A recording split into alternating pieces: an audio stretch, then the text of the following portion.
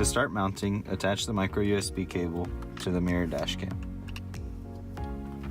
Next, you can attach it to your rear view mirror, and you want to make sure these clips are already removed and ready to be attached with the rubber attachment. And so we're going to put that back there, and you just want to use this rubber strap and bring it around and attach it to the grip right there. You can pull it back to make sure it's tight and move on to the next one. Same thing here, make sure you squeeze it into the grip until it's tight and your dash cam is mounted. After mounting, the micro USB cable can also be tucked under the headliner. To power the mirror dash cam, make sure you use a cigarette lighter that is at least 2.1 amps. I'm going to go ahead and plug in the USB into the at least 2.1 amp cigarette lighter. Next, I can plug it into my car.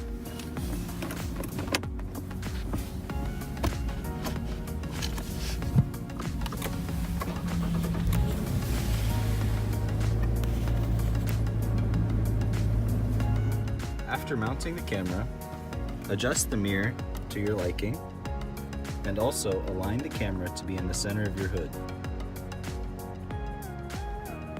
When you first power on your mirror dash cam, the ADAS feature is going to be calibrating until you start driving a little bit. I'm going to go ahead and show you the UI. This button will be the inwards facing camera, and the record symbol above that says that right now we're recording. I can hide the picture-in-picture of the inward facing camera. This menu is the settings menu. Here we have dash camera settings, the recording function for the outward facing camera, and the recording function for the inward facing camera. These two settings can be toggled. Next, we have the auto off LCD, which sets a timeout for the LCD screen if you don't want it to be active while you're driving. Next, we have sounds. System sounds are sounds such as the ADAS features audible warnings. Key sound is the actual sounds you hear when I change the menu. If I enable it, you'll hear these sounds. ADAS is the audible collision avoidance warnings and the lane departure warnings. I can also enable and disable those.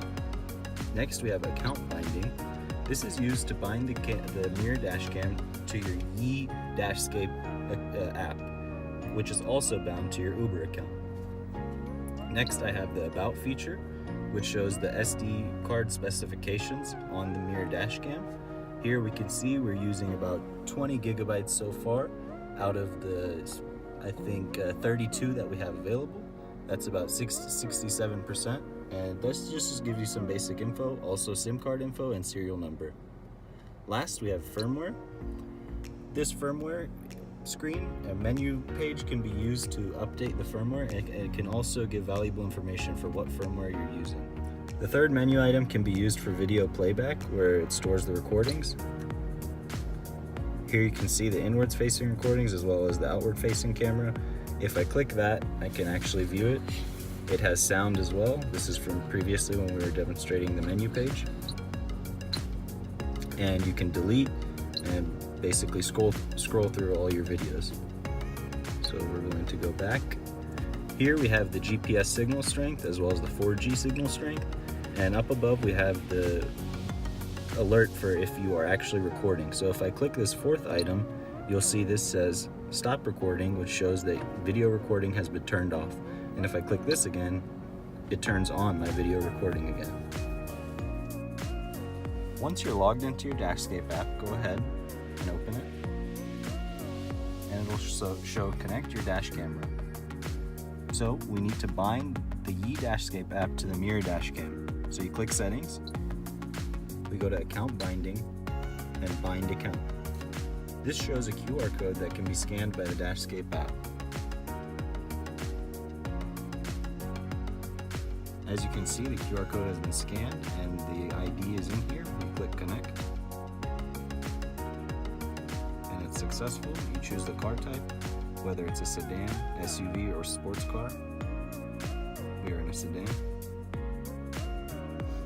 And as you can see here, our driver score is shown. Now that driver score does take into account that we have previously tested this camera and there are events, but we'll show you that the driver score does change as well. And so now we're ready to drive. So forward collision warning has been calibrated, but the lane departure warning is in the process of calibrating, so we're going to wait that out and show you some examples of forward collision and lane departure warnings. Now I'm going to mimic as if I was actually drifting into the left lane, which is the yellow line. As you can see, I got an audible warning and I'm back into my lane.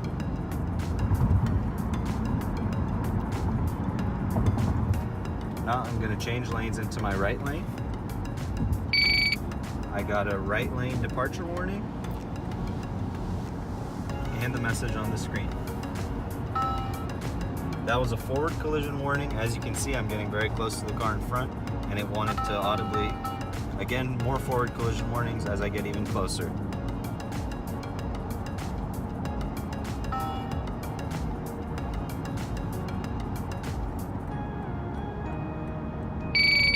That was another right lane departure warning as I changed to the right lane.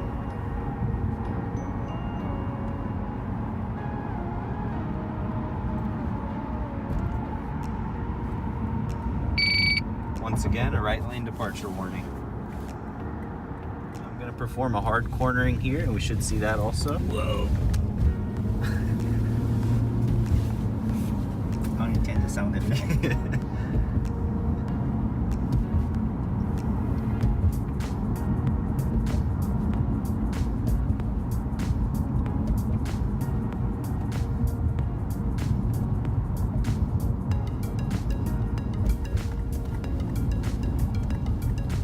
Again, forward collision and lane departure most likely won't show up at low speeds. You do have to be going a little faster. Forward collision takes about 15 miles per hour for an audible alert and a message on the window, and lane departure warnings are typically around 40 to 50 miles per hour. So when I come to a stop, I can use the Dashscape app to look at my unsafe events. I launch the app, and if I click the top right button, it'll take me to the unsafe events page, and you can see these are all the unsafe events from today. That actually started when our drive started at 2:41. So if I scroll all the way down, you can see these are marked as yesterday, and this is starting from today. And so all these videos have been uploaded, so I can just go show you one, for example. This is a hard accelerate video. It says video upload complete and buffering, so I give it some time to buffer the video. You find a fairly quiet local road. Yeah, I'll go here. And this is actually a video that happened just now from our drive. Okay. Now if I do navigate to a lane drift reporting, it doesn't have video because we want to optimize the experience by not sending video uploads for every lane departure or every lane change.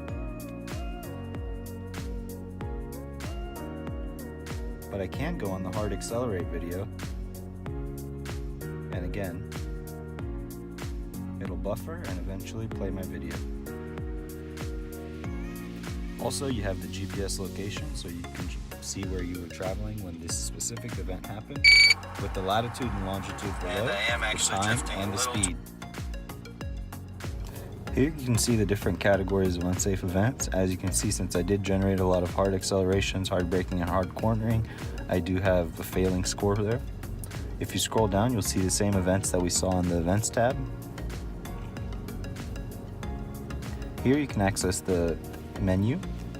We have the Events tab, the same one I showed you the button on the right for. And also we have Devices, About, and how it works. If you navigate to Devices, you can actually click this, and once you click that, it will unbind you from the camera, which I showed you how to bind previously. The About page has some basic information.